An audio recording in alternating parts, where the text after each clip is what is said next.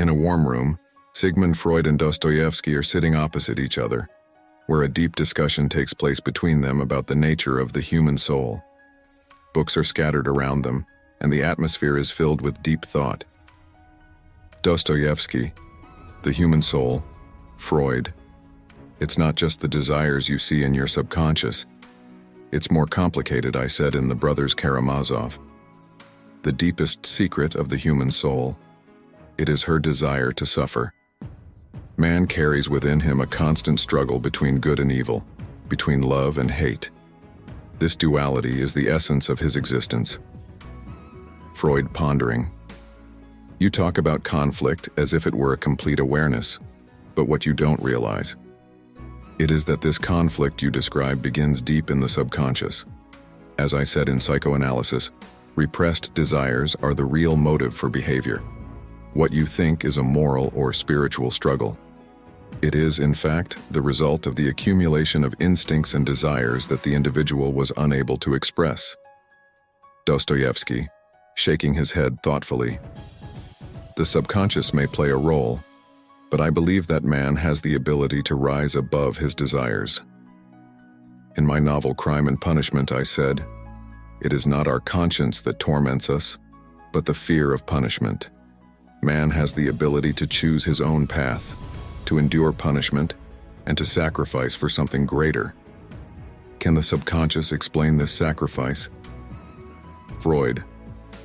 He smiles a calm smile. The unconscious does not oppose sacrifice, but rather explains it. Sacrifice is often a means of compensating for repressed desires. The human psyche is complex. Man suffers because he is unable to understand or face his true desires. As I said in The Interpretation of Dreams, dreams are the royal road to the unconscious. Through dreams, we can understand those desires that are formed in the soul without our awareness. Dostoevsky, in a contemplative tone, maybe. But man needs to believe in something greater than just his repressed desires. In The Brothers Karamazov, I said, if God does not exist, then everything is permitted. The human soul needs some kind of spiritual compass, something that directs her towards goodness, even when you suffer. Freud, coldly. Faith. Faith may be a tool that helps people deal with their struggles, but I often see it as an attempt to escape from facing the true self. Man uses religion and faith to justify his desires. As I said, religion is collective fanaticism. It is a way of escaping responsibility. Freud pondering, maybe. But in the end, the human psyche is the result of the interaction between unconscious desires and consciousness. Understanding those desires is the key to understanding oneself. As I said in Psychoanalysis, where the id should have become the ego, man needs to control these desires in order to fully understand himself. At the end of the dialogue, the two look at each other. They realize that each of them has his own vision of the human soul. The conflict between consciousness and the unconscious, between good and evil, between reason and instincts. It remains open for discussion. Freud, nervously. He says to Dostoevsky, you talk a lot about the internal struggle between good and evil. But let me remind you of what I said in the psychoanalysis of everyday life. The ego is not the master of itself. Man is not as free as you think. He is driven by a force he does not know. Those repressed desires that direct his actions. Dostoevsky, with the eyes of a contemplative. You are right that man is not completely master. But I see deep within the soul something greater than desires. I said about the devils. The world will be turned upside down when people do not believe in God. Faith is not just an escape as you claim. Rather, it is a path to salvation in the midst of this conflict. Man needs faith to rise above his dark desires.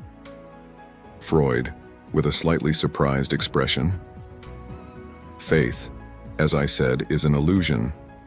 It is actually a collective illusion, an attempt to escape from the difficult psychological reality. You see strength in faith, while I see it as a way to deal with internal tension, which a person cannot face directly. Repressed desires are the only truth, and faith is the cover we put on to hide this psychological pain. But man is more than just a collection of desires. There is freedom of will, which makes a person able to bear pain and move forward. I said in the Brothers Karamazov, "What is hell is suffering because of the inability to love. This ability to love, to choose good despite suffering. It is what I see in the soul." Freud calmly, "But Dostoevsky, didn't you say in Crime and Punishment? Man is a strange creature, a mixture of greatness and decadence. Isn't this contradiction evidence that the soul is complex and cannot be explained by love and faith alone? There are always these two sides, the high and the low. Dark desires are not just obstacles, they are an integral part of human nature." Dostoevsky in deep thought, certainly. The human soul is a mixture of contradictions. But I see that this same struggle is what gives man the opportunity to rise. In the novel Crime and Punishment, I said, "To live without hope is to stop living. Even in the deepest moments of despair, there is light waiting for those who choose it." Freud, of course. The light you are talking about is ultimately an attempt to escape from psychological pain. Man cannot ignore the fact of repressed desires which govern his actions. As I said in Beyond the Pleasure Principle, pain and pleasure are the two basic drivers of human behavior. Nothing else can explain everything we do. Dostoevsky, looking deeply, "But man transcends the desire for pleasure and pain." I said in the Brothers Karamazov, "Belief in life is what gives it meaning. This belief in love and sacrifice. It is what makes us different from mere creatures driven by desires."